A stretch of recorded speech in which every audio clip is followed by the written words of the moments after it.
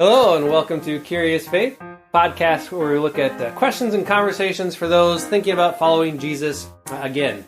I'm your host, Bill Wallace, and if you are watching us, you are seeing a very lovely screen right now, but not us. It is the time of COVID, the time of quarantine.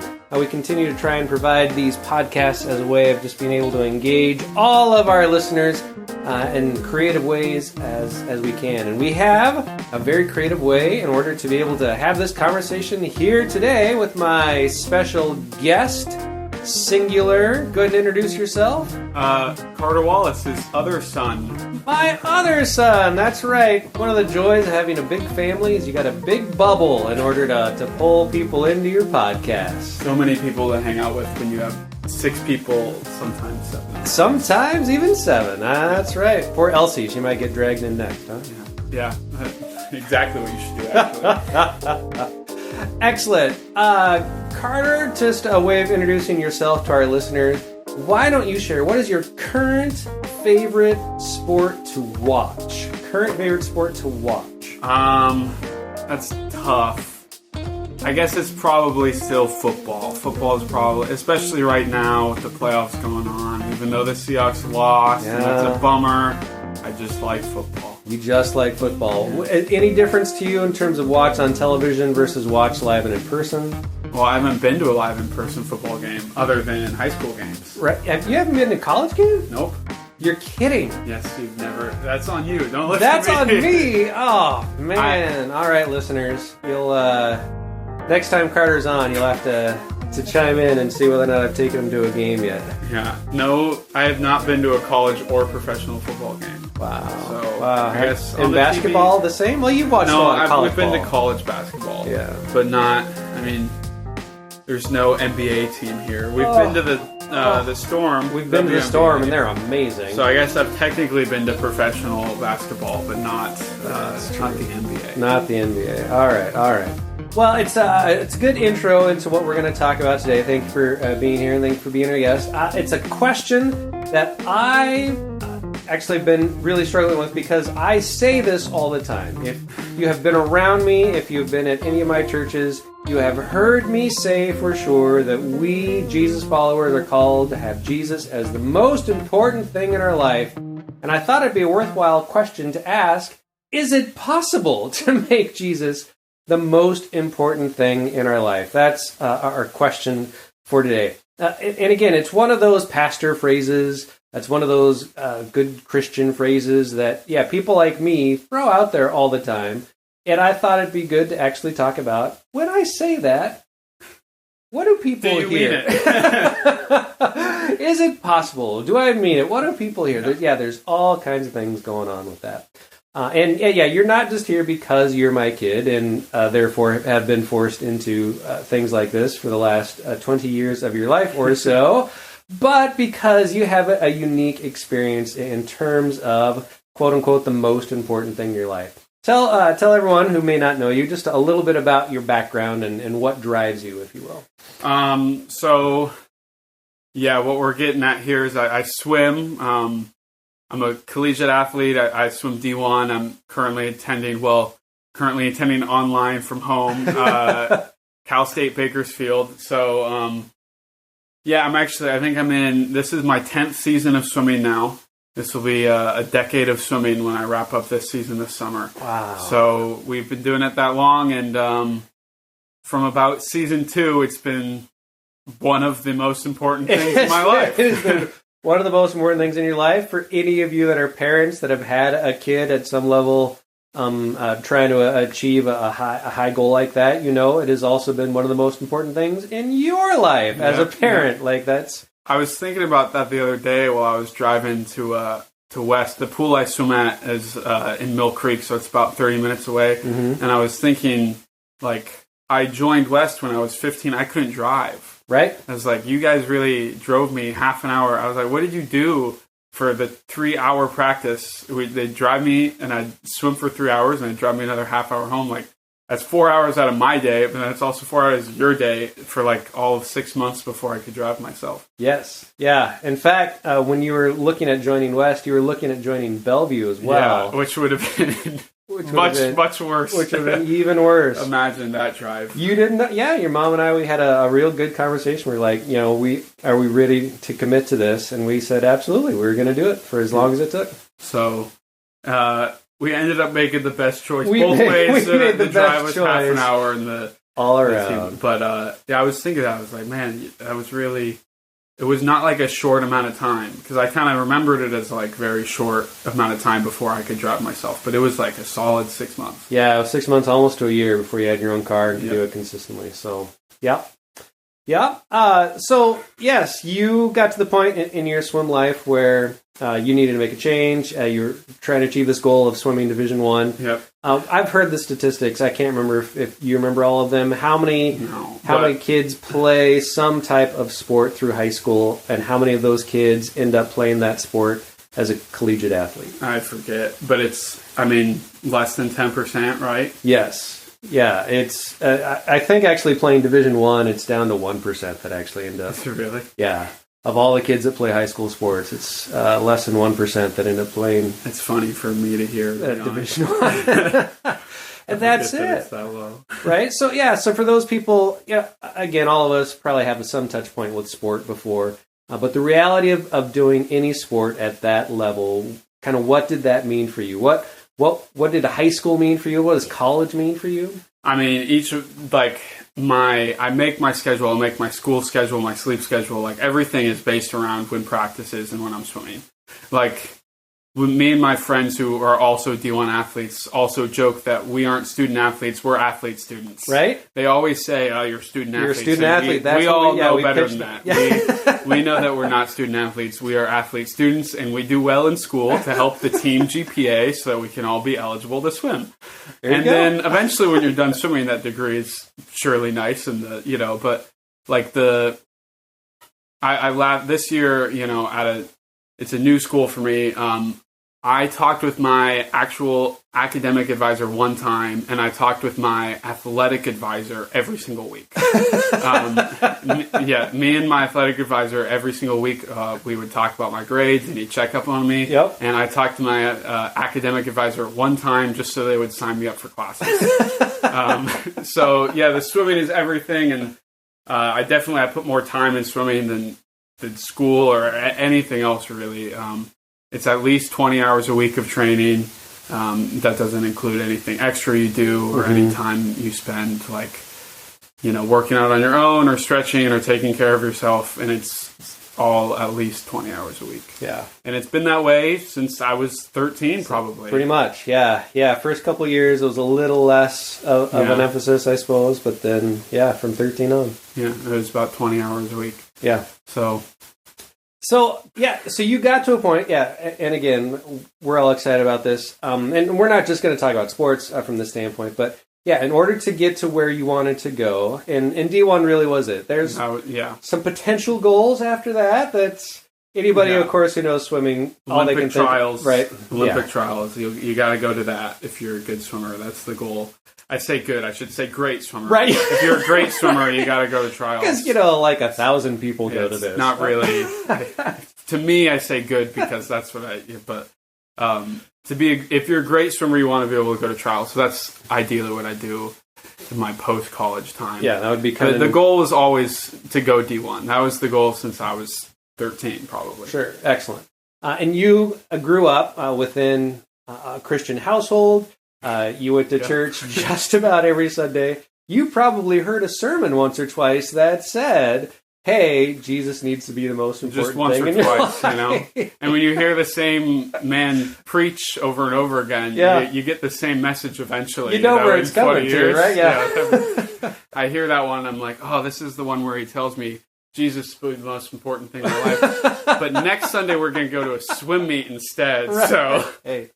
So how did that land with you? Just, you're a smart kid, and I don't want to speak for you in terms of your faith. If you want to share a little bit about that as well, like how did you hear that? I remember vividly the first few times that there was a meet that was Saturday, Sunday, and I actually went on the Sunday. Like when I first started swimming, we just didn't go to meets on Sundays. Yep. And then honest, when I started to get kind of good at the sport, my coaches were like, no, like you really should go to both days because there's all these events that he could be really great at that like he's not going to get the opportunity to swim if you don't go both days. And I think it was the first time I made like the, age group champs meet, so kind of state champs as a 12-year-old, was when like one of the first meets, maybe the first meet where I went to the Sunday, and it was like a big deal. Yeah. And it was a big deal for me and my self-confidence in swimming too, to be honest, that like we were willing to like put going to church on a Sunday and like mom coming with me to the meet. Maybe she didn't even at that time. Maybe somebody else took me. Yeah, there were a couple of years there where it was about half and half, where sometimes other people would drive you and but like to take a week off of leading praise team and just go to the pool and sit at the pool for a whole Sunday. And stress out the whole time, too. Yeah, Let's just mention that. It was, supposed to be the day of rest. Right. Freaking out in the stands the whole time, like 2 hours before I swim. Yeah. But it was, and it is interesting, and like I remember that, but I don't think it was like just any given Sunday. I don't think made me think that my value was like swimming over anything else. And maybe like that's giving myself just some credit to feel better, but like maybe I missed a Sunday, once every other month. It was more than that sometimes, but like I was still going to church like 3 out of 4 days of the week. But 3 out of 4 Sundays out of the week. 3, 4, yeah, that's true. But I think like in my mind, Sunday was never like the most important day as a Christian to me anyways. And that kind of gets to like, I guess, kind of like the foundation of our whole church. Don't just go to church, be the church. Like I felt like I was able to look at it as like, well, I don't need to be there on Sunday to like be a Christian. Like I can live that out on the other 6 days of the week. I can live that out even while I'm at the pool, like with my teammates. So it's like, am I valuing going to the swim meet over going to church? Yes, but like, I don't think just arriving in the church building, for me, is necessarily the most important thing. I think, again, not to get all preachy, but yes, like that is exactly what we hope people hear. And for those people that maybe had that negative church experience, that are listening to this and thinking, that was it, that they saw a whole lot of people that were Christians for 1 hour a week and then that was it. Yeah. We've really tried to share a message that's almost, the 180 of that. Yeah. That if that's the only time you're being a Jesus follower, man, you're actually not being a Jesus follower. Exactly. So, and I just, in terms of like pursuing like that ultimate goal of swimming, like, I feel like, honestly, like, as a family, we've impacted a lot of people, like, in a Christian way through my time swimming, and the connections we've made. And, like, I mean, I think of at least one family that, like, wouldn't have gone to our church ever if I didn't start swimming, and now they're great friends of ours, and they go to church with us all the time, and they didn't really go to church. Or they were, I guess they would call themselves Christian, but they weren't attending a church actively before, swimming got involved with their. That's totally true. I think of actually a number of families that have made connections to our church that would probably consider Hope their home church. Yeah, even if they don't go every week. Yeah, yeah. And yes, I would say some of that has to do with us, of course, being there and making those connections as Sarah and I do it. But it was you too. It was that you somehow did live out your faith on a pool deck of all things. Well, I mean, it's everybody knows at the pool that my dad's a pastor. Like they all know that. Everybody knows that. So it's like a lot of like I do have I have friends that'll like approach me about questions about like my faith, and like I am their like Christian friend. Like I get to be that because I swim with them, and they're so open with me because when you go to the pool and you grind your butt off for 3 hours every single day, you tend to be pretty open with those people. So it's like, like questions about faith, with my friends who would also consider themselves Christians or not, like I've had a lot of opportunity to like talk about it and talk about how I feel about like my religion and Christianity and Jesus because of the swimming and the connections I've made. Mm-hmm. Yeah, and we've seen that. Would you have done that on your own? Do you do that a little more because you've seen other high-profile athletes do that and do that well? That's a good question. I feel like I would do it on my own, but I'm also a pastor's kid. Yeah. So like maybe that's not true for like everybody who's a Christian. You know, sure. like yeah. I've also seen evangelism, is that the word for it? Yeah. Like my whole life. So it's like it's for me. I was like, that's just what you do. But like I guess not everybody would feel that way. But it does. It also helps, and yeah, like that's a big thing in sports, actually, and a big thing on like who we cheer for in this household is, you know, players who use their platform to spread a message for good, you know, and that's a really big thing, not just in Christianity, but across the board right now in professional athletes. You know, they're really using their voice. And I think it's a good thing, and I think it's a good example of like, do I think basketball is the most important thing in like LeBron James's life? Yeah.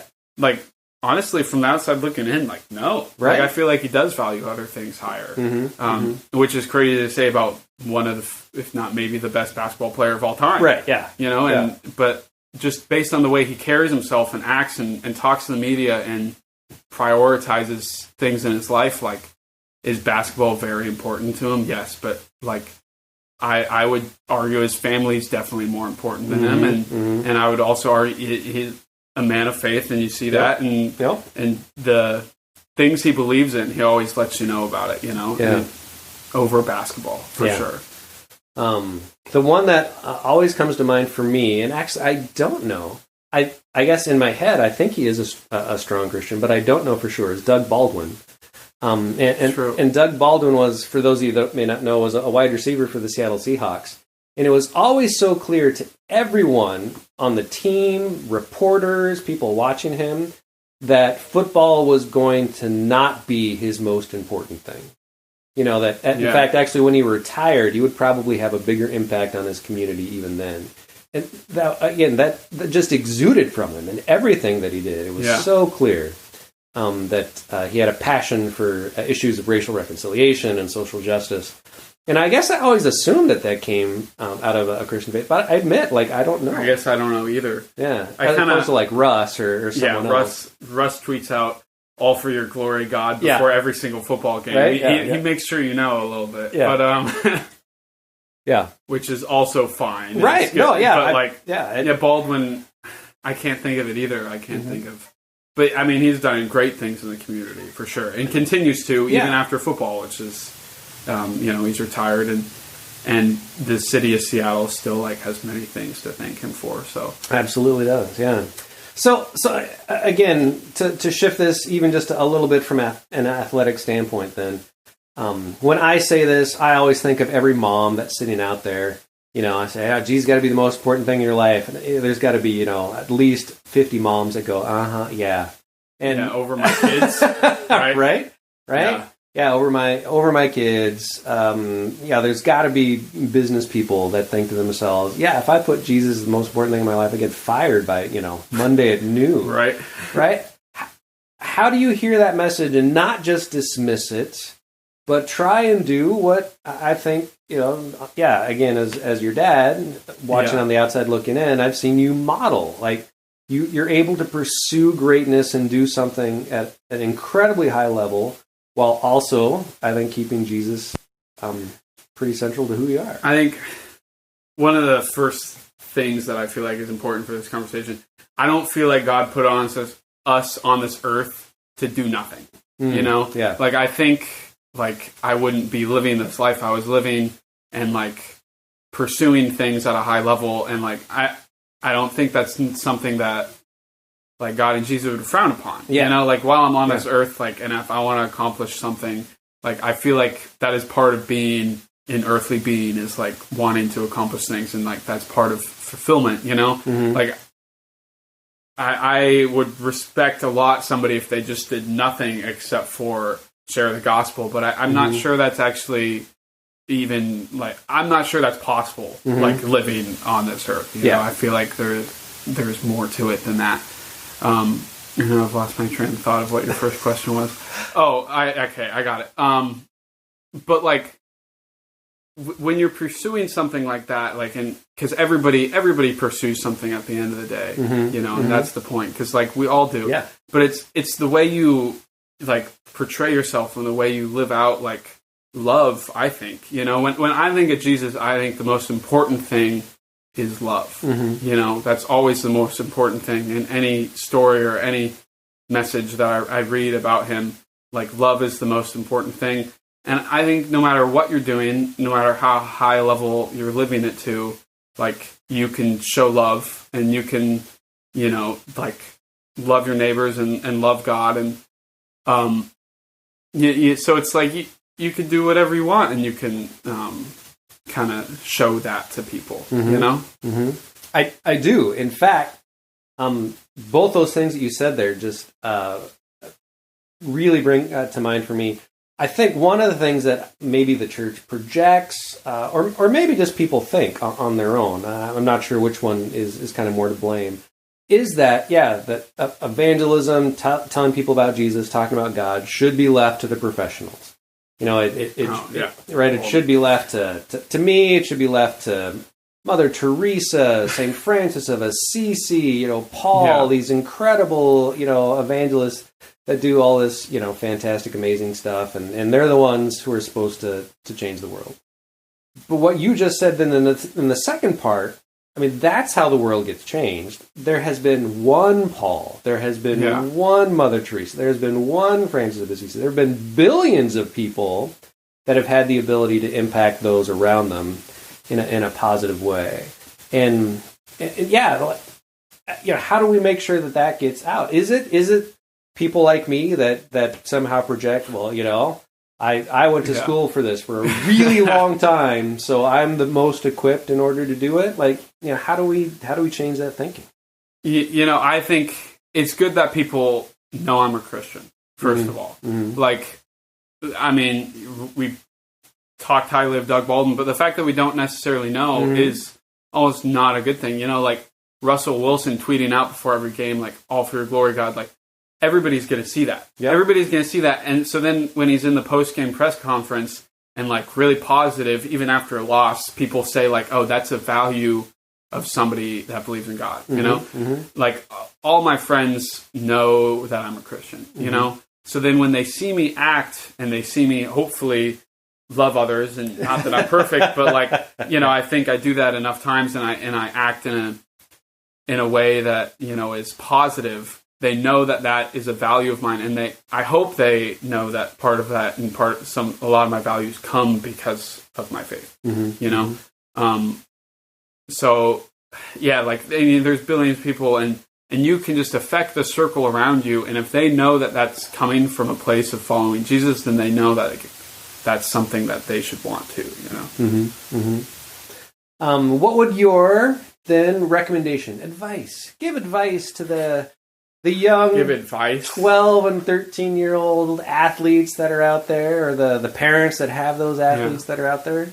Like, what's the, you know, what would be the encouragement, the balance? You know, what would you? Well, you don't have to.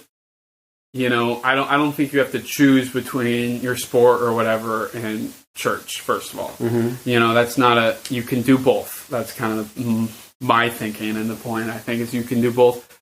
But just like sports especially can be something that becomes very, toxic is the first word that comes to mind, but it's more, it's competitive in that edge, and you know, you can like, you could really get at it with other people through that, you know, even other parents, like if your kid's starting and their kid, you know, like there's so many things that can become negative. And I would just say, like, there's not very many competitors.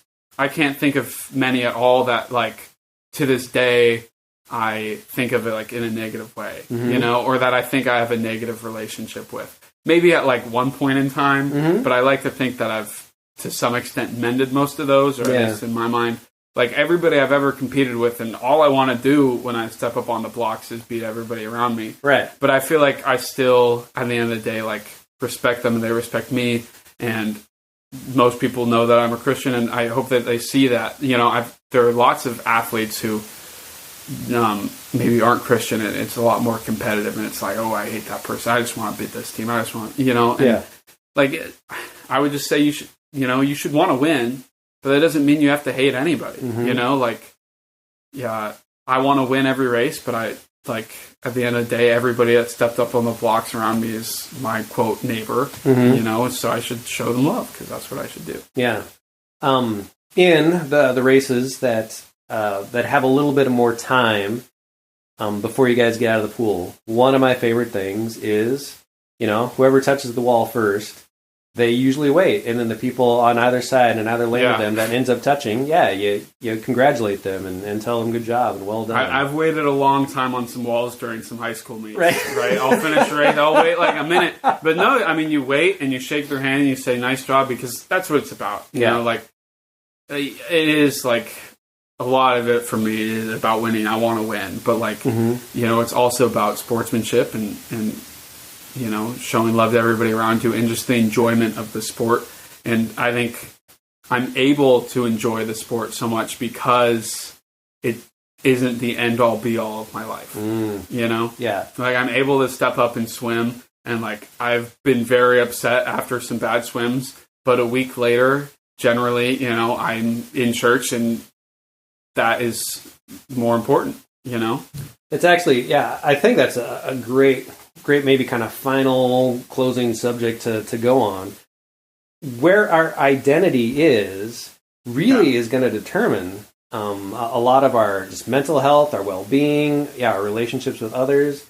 And if your identity is in this, you know, high achievement, I've got to be, again, a D1 athlete, an Olympic trials finalist. I've got to be the lead in the show. I've got to be the soloist in the choir. And on the off chance that doesn't happen, right? Wow. Yeah, I mean that's something that I think I had to learn. I mean, there was a time where, like if I didn't perform well, I wasn't a good person in my own mind. Oh, yeah. You know, and a lot of athletes go through that. But what got me out of it was, maybe it was like Chick. You know, I went to Chick, and it was this great church retreat, and I was like, no, like this is. Like, I can have a bad swim, but, like, this is what matters at the end of the day, you know? And I think that helps you succeed, one, in athletics, but I think it makes you a strong Christian. I don't want to say better Christian, but... Yeah, I know what you're saying. You know, and it'll, you know, make your faith strong in it. Yeah, that's... So it's like, I guess the end question, can you pursue something at a, you know, the peak level and still have Jesus as the number one thing in your life? I would say yes, because it's not just what you're doing. I don't think it is what you're doing. It's more what you identify with and how you feel, you know? So I can pursue swimming at the highest level because, like, in my heart, I know that, like, I matter to God, so I matter, you know? And it doesn't, like, no matter how bad I swim or good I swim, you know, either way, like, that isn't where my core is, you know. So I can do anything, but my core is in God. Yeah. That one that makes me think two things. Again, on the just if you're a parent, you know, and as a mom, you find your identity so primarily in that. I guess I'll speak as a dad. As a dad, there's so many days where, you know, I get done with my day and I'm like, man, I was a crappy dad. You know, like you just do. You know, you're dad every single day. You know, I have been now for 22 years. You know, you're gonna screw up. If that is it, like, you know, I need to remember my identities in something, you know, greater than that. Or my gosh, there's going to be way more bad days than good. Yeah. Right? I think about that from a work standpoint. From an athlete standpoint. You know, you when you practice every day, you don't win every game. I think that about some of these. We're both Card and I are football fans. And so, you know, we know some of these just incredible young rookie quarterbacks, Kyler Murray, Lamar Jackson, Joe Burrow, Tua Tagovailoa. they haven't lost 10 games in their life. Yeah. You know, I mean, coming out of college and high school, they never lose. They never lose. And then, someone like Joe Burrow who gets drafted by the Cincinnati Bengals. Stink. Yeah, terrible. I mean, I hope for his sake. Lamar, actually, I know because he's another person that shares his faith pretty openly. You're going to lose way more than you win at certain points in your life, and your identity's got to be in something other than just that one thing. I mean, Russ throws that interception in the Super Bowl. Oh. And how easy it would be for just his whole life to collapse. Yeah. You know, and we've seen that so many times. Yeah. Right? How many athletes for whom that has happened? Right. Like they miss one thing, or they have how many kickers, right? It's always the kickers. Right? The kickers. Jeez. Poor Chicago kicker. Actually, he's kicking in. You miss you miss that one big play, and then you just spiral out of control. Russ never really spiraled. He never does. I mean, I know we haven't won another Super Bowl, sadly, but he always comes back out, in the next game or the next season positive again. And I do think a lot of that is attributed to, as much as he cares about football and wants to win. I would say his family is more important than football, and I'd say God is more important than anything for us from the outside looking in. Yeah. Outside, fair enough. So thanks. Good conversation. Again, it doesn't always work this way, but to tie just a little bit of a bow on it, the best swim meet that you ever had was, maybe not the best, but the best you ever had for about a 4 to 5 year period was when you came back from CHIC, this Christian conference. It was that same year, huh? That you talked about. You came back from this CHIC conference. Your head was in a great spot, and you went and won essentially the state championship in 4 events. Only 3. I went to CHIC, and I remember my coach being so worried about it. Mm-hmm. I mean, as he should be. If I was a coach, I would be worried about it. You won the mile. You won the 1,000. I won the 800. You did. I won the 800 at Zones. Oh, that's actually a bigger meet. But, right. No, I went to CHIC, and then I had 2 weeks to train. Yeah. Which sounds like a long time, but for a swimmer, it's really not. We don't think of that as that long. Yeah. 2 weeks to train. You're freaking out. Absolutely freaking out. And he was trying so hard to be like, no, I really support this. This is great. But clearly didn't. But I mean, it was great for me. It was so good for me. And I was on top of the world for about a month. Mm-hmm. I had 2 great weeks of training coming right off. I swam one time while I was there. Yeah. I swam one time for 30 minutes. I didn't touch the pool for a week. Yeah. And then I came back, swam 2 weeks, and then I had the best I had 2 meets in a row. One was the state championship, and then one was this meet in Hawaii, which had 16 of the state's best swimmers there. And I won an event at that meet even. It was the most impressive age group swimming I'd ever done. Yeah. Age group being younger 14, 15, 18 or whatever. Yeah. So. Just, absolutely remarkable. And again, it doesn't always work that way. No. But the fact that it did, again, for you and just, in terms of what faith, how it was able to stay is important to you, I think that mattered. I definitely think it did. I think it was, it doesn't always work out that way. And it helped that I was young and you lose shape a little bit faster when you're older. But my headspace was definitely the most important thing at that time. Mm-hmm. And I think a lot of that was attributed to going to CHIC. It was such a great experience, you know, and